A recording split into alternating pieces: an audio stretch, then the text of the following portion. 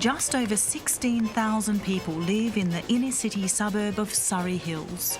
Baptist Minister Karina Kreminski moved here 3 years ago to become a missionary. But no ordinary missionary.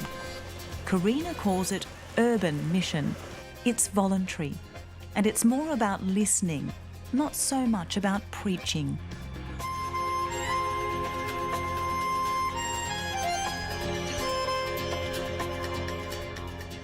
I've always been drawn to the city, and I knew that in the second half of my life, that's where I would move. I just had a gut feeling. And as I was walking around and I was sort of reflecting and doing some discernment, discerning where I felt the Spirit was moving or active or saying something to me, I settled on Surry Hills.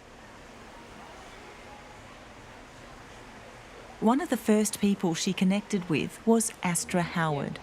She's an artist. She created this ever-changing piece for showing local stories. So I guess over time, the idea is that you would have a whole range of voices heard. So of course I'm going to a lot of the crisis services because a lot of people in those services don't have the opportunity for their text to be presented publicly, but also any individual is able to come and submit an idea. Almost. There, that's it. Ah.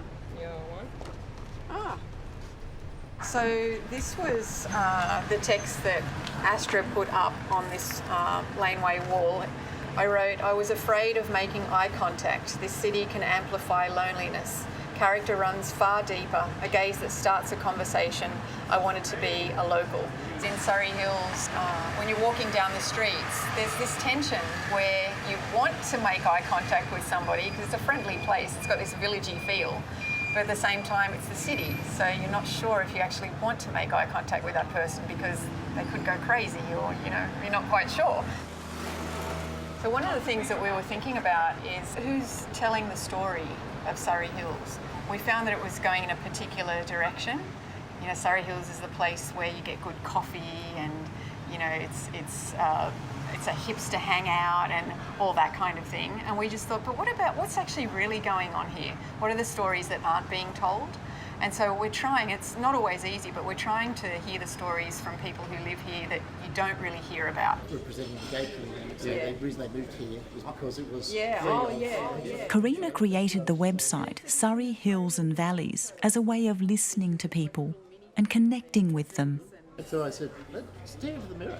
So do you remember Hannah? Oh, yeah. We interview the locals of Surry Hills, no matter who they are, and we just ask them what they love about Surry Hills, what they fear about some of the changes that are going on in Surry Hills, and also we ask them to get a bit personal. So we ask them what have been some of the difficulties that they've had in their life and how have they overcome those difficulties. It's a little bit like a Humans of New York thing. And so I've been getting to know a lot of people in the community because of that.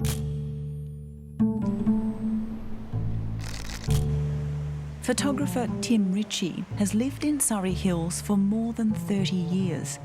He's part of the website team and shares Karina's interest in the local community. We talk about belief and faith because we walk around Surry Hills to meet the people that she's going to interview and I'm going to photograph. And I think that inside me there is a person of faith waiting to come out.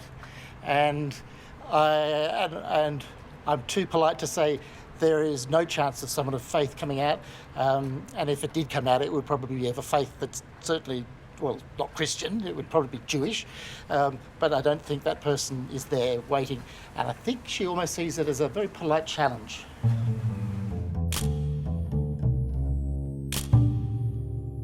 James O'Brien is originally from Lismore. He moved to Surry Hills more than 20 years ago. In his day job, he works for ABC Radio, but moonlights as the website sound guy. Karina and I were having dinner at a restaurant and we were talking about the light rail and other things which basically geographically split the area in two. So we once had Surry Hills as a very cohesive kind of neighbourhood, and then suddenly it was this side of Devonshire Street and that side of Devonshire Street. And, we were talking about how that had a psychological impact on our sense of community. Surry Hills began as farmland on the edge of old Sydney town. But by the 1840s, workers' cottages were everywhere. The area became overcrowded. Wherever houses and factories and railway systems are gathered together in a confined space, there you find a slum. In old Surry Hills, missionaries were the more traditional sort. In the 1960s, the New South Wales Housing Commission began rebuilding. More recently, gentrification accelerated change. Now Surry Hills residents have higher than average incomes, but the suburb remains diverse. Paddy O'Dowd works at Mission Australia, which offers crisis accommodation. He told his story to Karina for the website.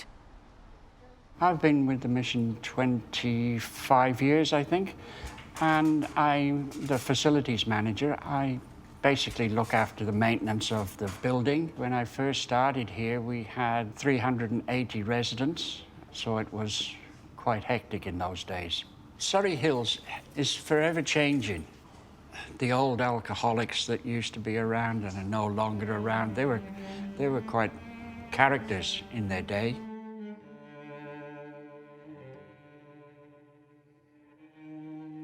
What happened in my situation was in 12 months, I had five members of my family pass away. And my wife was the last to pass away, and I started drinking quite heavily. And I collapsed in Port Macquarie, and they rushed me to hospital, and I don't actually remember that, but when I did come to, the nurses said that I had passed away when they got me to hospital, but they managed to get me back, as you can see. But I've done one similar to this and gave it to a friend of mine. Oh, yeah. And I was here recovering for about 6 months. The matron at the time sort of said, you know, you'll have to get off your backside and do something. These days, Mission Australia gives intensive assistance to 32 residential clients and runs youth programs and day programs. Which is no longer, it's through the body, but it's on a different surface. Yeah. Astra used to work here, actually, as a program coordinator. I met Karina through Astra, and I didn't even know that she was a Baptist minister, to be quite honest. 4-year-old love today. I think traditionally Christianity has moved away from urban spaces and moved more towards the suburbs. We've become a very middle-class, suburban kind of religion, and so we need to get back into the cities.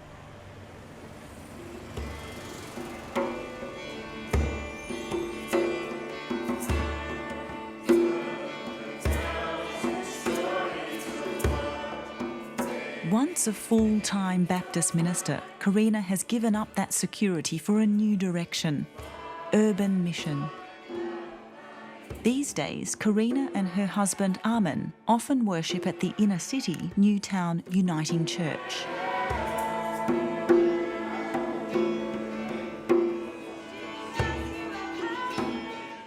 The church I led was in suburban Sydney. It was a congregation of around about 150 or 200, and I really loved that church.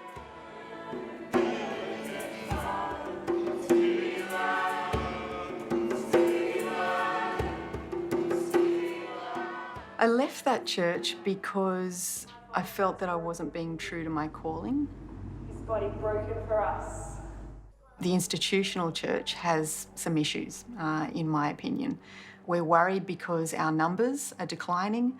We're concerned because people aren't coming to church every week. We put up big signs in front of the church saying, this week we're going to preach a great sermon on how to live out a great marriage. And we expect that people are going to wake up in the morning on a Sunday and say, I think that's really interesting. I might pop into church this morning. They're not going to do that. They're just not interested at all.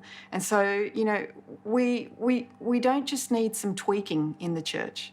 We need some radical change. We're going to chop some vegetables. Karina's partner in life is also her partner in mission. I was married only 3 months ago, and I met my husband Armin really through Facebook. He's an editor of an online spirituality and ethics magazine, and he started reading some of my blogs. I contacted her to ask her if she'd like to write for us, and that was the beginning of our story, actually. We got talking on Messenger the following year, and the rest is history.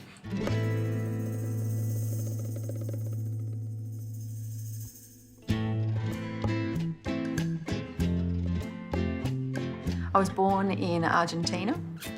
We moved here when I was only 4 years old, but my background is all Ukrainian. My grandfather left the Ukraine during the Russian Civil War, and he moved over to Argentina, to the very north of Argentina, and he became a farmer there. And he was actually an atheist, but he was converted by a group of Baptists in the very north of Argentina. And that's actually how we became religious or spiritual. It was through him becoming a Baptist. And we decided to move from Argentina just purely because we thought we'd do better here economically. So that was during the 1970s. We first of all landed in Wollongong, and then we moved to Villawood Migration Centre back then. And I still remember living in those tin sheds and going to the hostel and getting my hot food every day. Now, of course, you know it's a detention centre. Then we moved to Fairfield. Fairfield is where all good South American people lived. And then eventually we moved on.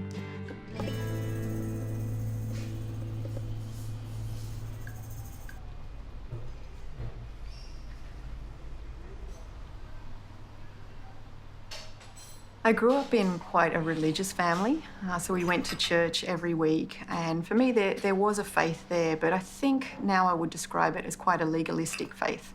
So if I did all the right things, God was happy with me, and if I did some wrong things, God would be very upset with me. So it was always a matter of trying to earn God's attention or favour in some way. And then one day I was sitting in the food court of Westfields in Parramatta, and I had been reading around Romans in the Bible, and that talked a lot about God's grace. I can't remember the passage exactly, but it was talking about God's grace. And all of a sudden, the only way I can describe it is I just had a flash of insight where my view of religion and God was flipped. And I just saw, instead of me trying to reach up to God, I saw God reaching down to me without me having to do anything.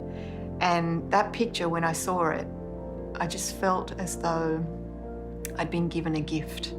And it felt exactly the way that you would if you were given a gift. When you're given a beautiful gift, you get this feeling of joy, you feel special, you feel sort of unique. And that's how I felt. And nothing tangible was happening in the food court of Westfields, Parramatta. But I felt joy.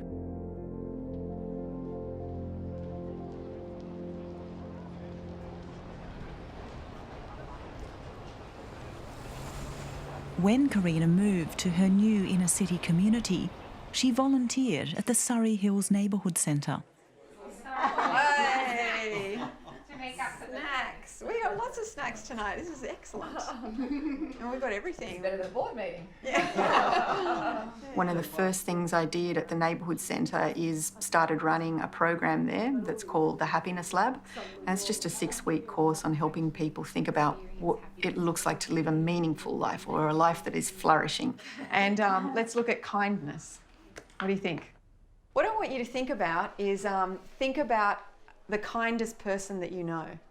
Right, or somebody that you know who is really, really kind. I think more and more Christians are beginning to ask the question, how can I see God more at work in my neighbourhood and through my neighbours? How can I even get to know my neighbours, to get to know their names? And I thought, that's a really good point. I hadn't thought that through. Back walking the streets of Surry Hills, Karina and Armin meet another local artist and gallery owner, Irina. I met Karina when she popped into the art gallery, and she really liked a particular painting and asked me if I would do a little talk about it up at her happiness lab, sort of a water buffalo that is surviving in a flood, and that resonated with Karina. In the happiness lab we talk about resilience. And Irina's been through a lot of ups and downs in her life. We actually featured her for Surry Hills and Valleys. Yes, that's where right. she told a bit of her story. Yeah. And so, she's had ups and downs. Yeah, I had the misfortune of going through a murder trial. I was charged with murder, and that's the second book there that you were looking at. I was acquitted. It was all over. I repossessed a Harley Davidson motorbike from a jilted boyfriend, and anyway, and he went to the police and claimed that I confessed to him that I murdered my husband, which I didn't, but I had to prove I didn't. So that was quite a traumatic time for me. Yeah, What I love about you, Irina, is your resilience. Yeah, and I read all of your Facebook posts, and you're just always creative. You're just always moving forward. You just love life.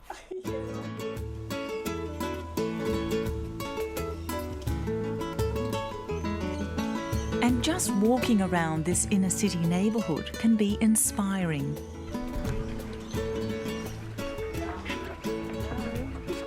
How are you doing? I'm okay. Craig is the one who does all the flowers and everything. It's nice that you've got quite a community here as well, as in people seem to get along and doing things together. And, This is another neighbour. Hello. They just come home. Good. He works for he used to work for SBS. Today, but it's all withdrawn now. We've got frangipani, petunias. These old workers' cottages are in Macalone Place, known locally as Cat Alley. They were here in the 1900 bubonic plague outbreak, and they've survived demolition plans in the 1930s and the slum clearance policies of the 1970s. Not too sure when, but he looks like the 40. By the clothes. They're friends. They sit together. French-Canadian Claudette and her neighbour Dennis are two of the locals who cultivate the garden. If you look at the difference now, you can see just how many plants we've put in. This is when we start. People give us washing. The old washing tubs. truck. Yeah.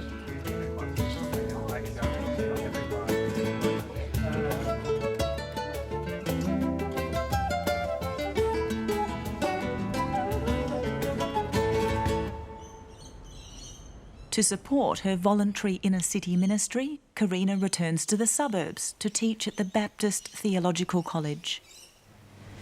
How are you going? So, just to kick things off, tell me about a few things that you've been learning about. These ministers and postgraduate students are learning about Karina's speciality, urban spirituality, the subject of her recent book. It's the opposite of Bible bashing. Amazing what happens when you do just listen and observe and watch. It can actually be quite unravelling in a lot of ways. Your theology can change, your practices can change. I've changed quite a lot in the last 3 years. We're supposed to be listening first of all before we engage in any kind of activity. And I think too often as Christians we've jumped towards judging, haven't we? Or trying to fix or trying to change or trying to lead a culture. That's all fine, but you've got to do the work first of listening. That's really respecting and really loving a culture, I think.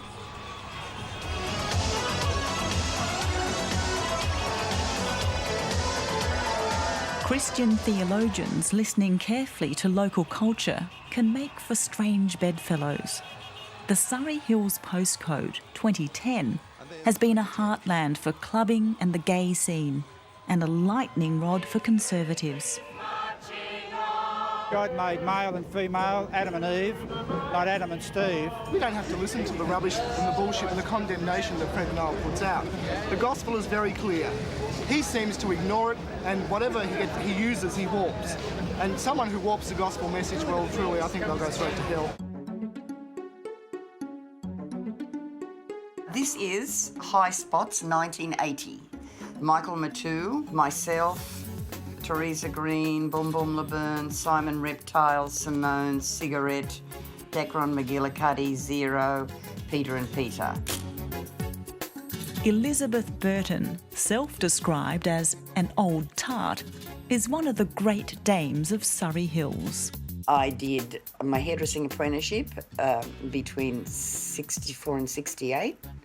During that period of time, I was working as a go-go dancer, started at Redfern RSL, worked at Romano's. Then I went to Vietnam as a go-go dancer with the Rainbow Show. We did an interview with Mike Willisey once, and my mother goes, "Oh, she left Australia a hairdressing Catholic and came back a Buddhist stripper."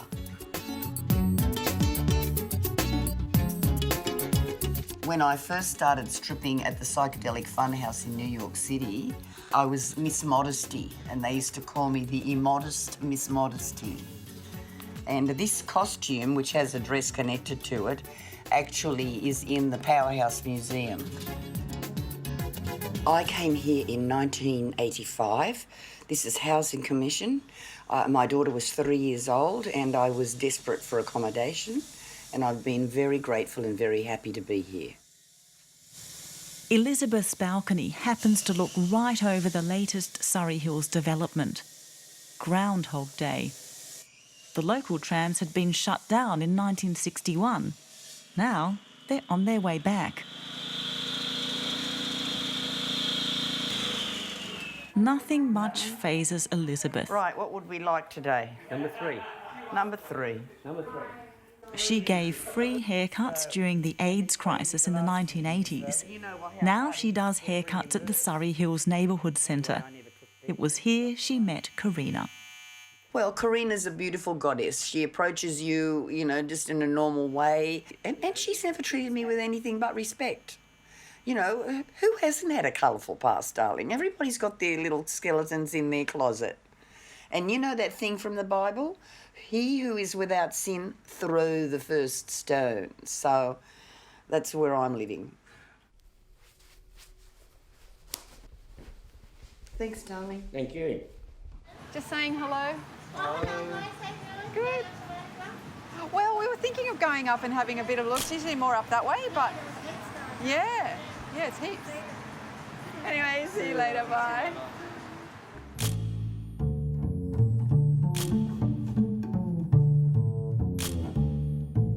I think Karina is really clever in how she's getting a really broad group of people that would normally not be connected together through the platform that is the blog and the website that she does. So there's lots of people we would never really come across each other, but through that sort of blog and website, it's given us a way of connecting.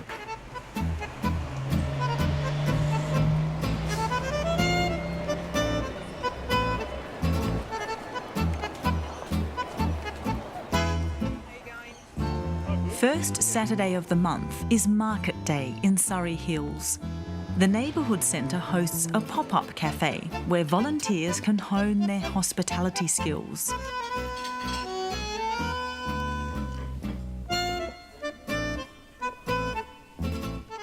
We've got the vegan hummus, guacamole salsa, Kalamata olives, garden salad. Comes with tomatoes and cucumber, not like the other salads. As I always say, of course we've got a beautiful building, of course we've got beautiful food, but it's you beautiful people who actually make this cafe special. So just look after each other and have a nice day, all right? Thank you. Thank you, all right? Great.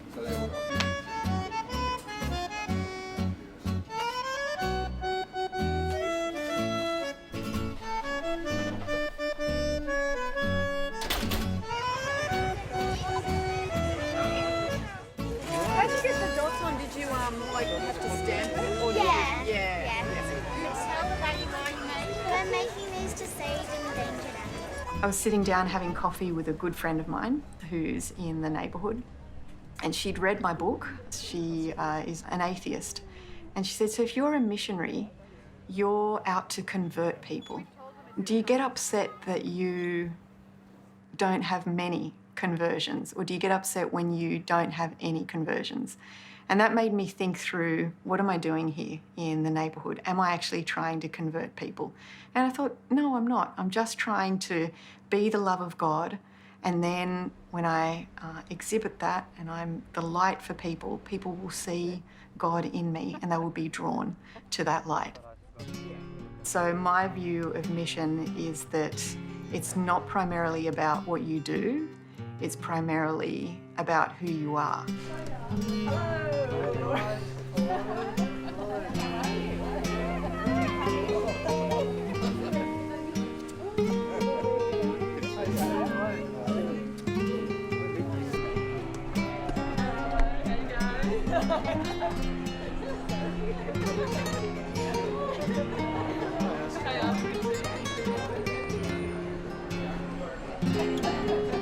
We're not out to change the world. We're connecting with what God is doing in the world. And what God is doing in the world, I believe, is renewing, restoring, bringing about a holistic society full of beauty and justice and truth and compassion. That's God's mission. And that's what we have to join. All we need to do is love the people who are in our neighbourhoods.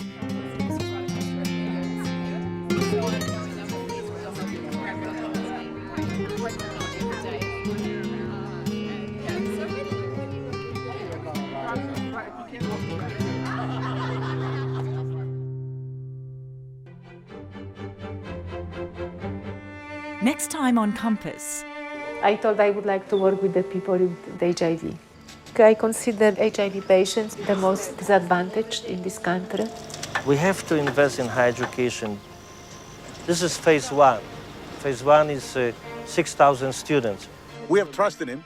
He's a man of God, and he will work faithfully with us. Unlike other foreigners who come in here, rip us off and take off.